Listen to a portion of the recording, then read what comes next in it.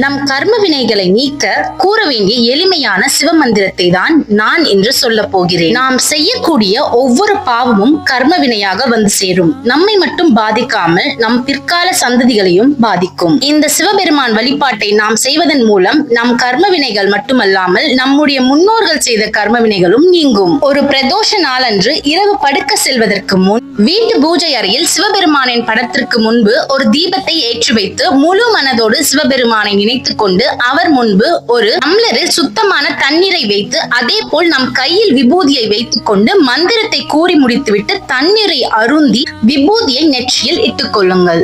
ஓம் ஸ்ரீ சோமநாதேஸ்வராய நமக, ஓம் ஸ்ரீ மல்லுகார்ஜுனேஸ்வராய நமக, ஓம் ஸ்ரீ மகாகாளேஸ்வராய நமக, ஓம் ஸ்ரீ ஓம்கார மல்லேஸ்வராய நமக, ஓம் ஸ்ரீ வைத்தியபிம் சங்கேஸ்வராய நமக, ஓம் ஸ்ரீ ராமேஸ்வராய நமக, ஓம் ஸ்ரீ நாகேஸ்வராய நமக, ஓம் ஸ்ரீ விஸ்வேஸ்வராய நமக, ஓம் திரியம்பகேஸ்வராய நமக, ஓம் கேதாரீஸ்வராய நமக, ஓம் ஸ்ரீ குஷ்ருனேஸ்வராய நமக.